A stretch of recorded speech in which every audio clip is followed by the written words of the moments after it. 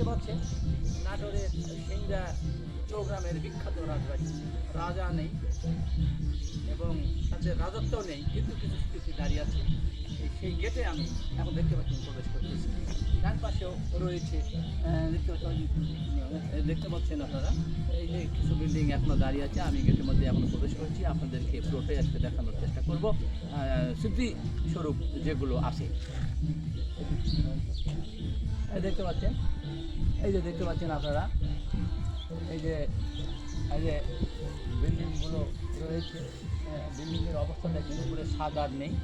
তারপরে এইদিকেও দেখতে পাচ্ছেন বিল্ডিংয়ের স্মৃতিস্বরূপ রয়েছে, বিশাল এরিয়া, আরও দূর দূরে এরিয়া রয়েছে। এই আপনারা দেখতে পাচ্ছেন, এটা কিছুদিন আগে তফসিল ঘোষণা করা হয়েছিল, কিন্তু আজকে এই তফসিল আর নেই। এখন পূর্ব দিকে সরকারিভাবে রাজকীয়ভাবে একটি তফসিল করা হয়েছে। রাজবাড়ির বিশাল এরিয়া আপনাদেরকে পুরা এরিয়ে ঘুরে ঘুরে দেখানো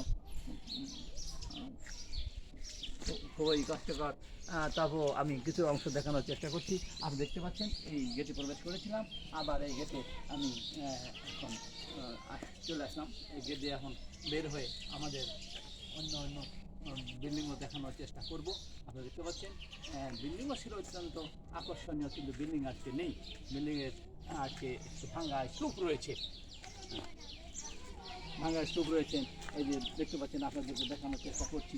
এই যে কী অবস্থা আপনারা দেখতেই পাচ্ছেন, এটা নাম না বলে দেখতে পাচ্ছেন, আপনারা সচেতন দেখতে পাচ্ছেন এই বিল্ডিংয়ের কী অবস্থা, কী অবস্থা হয়ে আছে। অথচ একদিন যখন রাজা ছিল, রাজ পরিবার ছিল, তখন এখানে এই ধরনের দারোয়ান থাকতো। অনেক কিছু শুনেছি এই রাজার এই বিশাল ইতিহাস। আজকে এই পর্যন্তই। আপনারা দেখতে পাচ্ছেন সেই চৌগ্রাম রাজবাড়ি থেকে সরাসরি ওয়ার্ল্ড টিভি নিউজ 24 থেকে সাংবাদিক আবুল বাশার।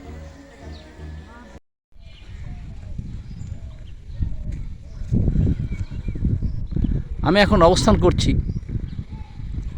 সিংড়া চৌগ্রাম রাজবাড়ি। চৌগ্রাম রাজবাড়ির রাজা রাজত্ব ছেড়ে বহুদিন আগেই ভারতবর্ষে চলে গেছেন, তারা আর কেউ নেই। তাদের স্মৃতিস্বরূপ দেখতে পাচ্ছেন এই বিল্ডিং রয়েছে। আরও অনেক বিল্ডিং ছিল, সেগুলো বিলুপ্তি হয়ে গেছে, একেবারে ভাঙচুর হয়ে গেছে। আর এই বিল্ডিংয়ের অবস্থা তো আপনারা দেখতেই পাচ্ছেন।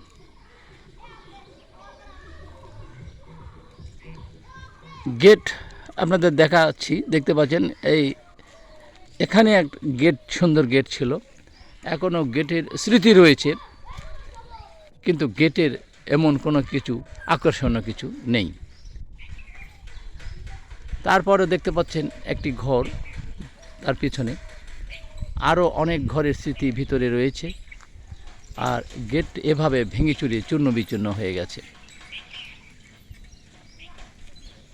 এখান থেকে আপনারা দেখতে পাচ্ছেন ভিতরে আরেকটি ঘর দেখা যাচ্ছে, কলার গাছের ভিতরে।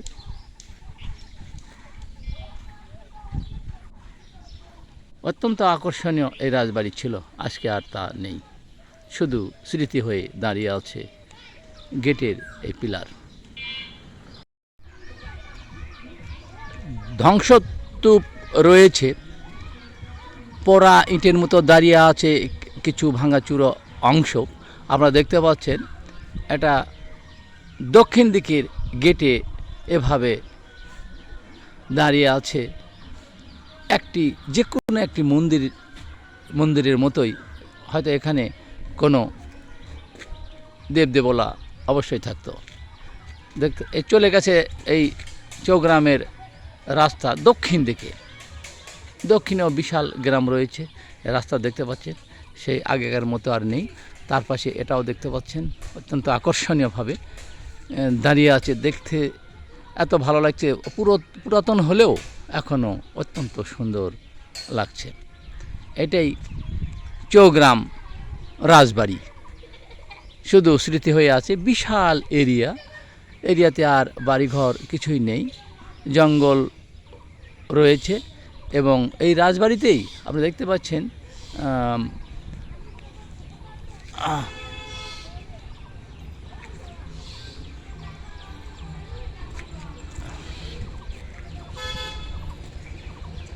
আমি চারিদিকে একটু ঘুরে ঘুরে দেখানোর চেষ্টা করছি।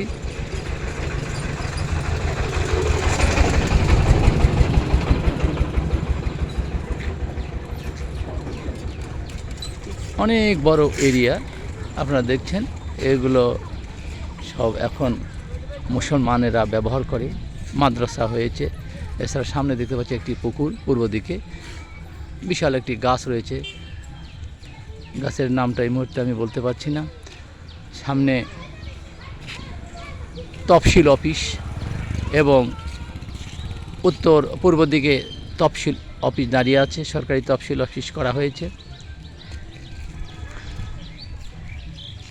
আর ফায়ার সার্ভিস অত্যন্ত আকর্ষণীয় লাগছে, ফায়ার সার্ভিসও নির্মাণ করা হয়েছে সরকারিভাবে এই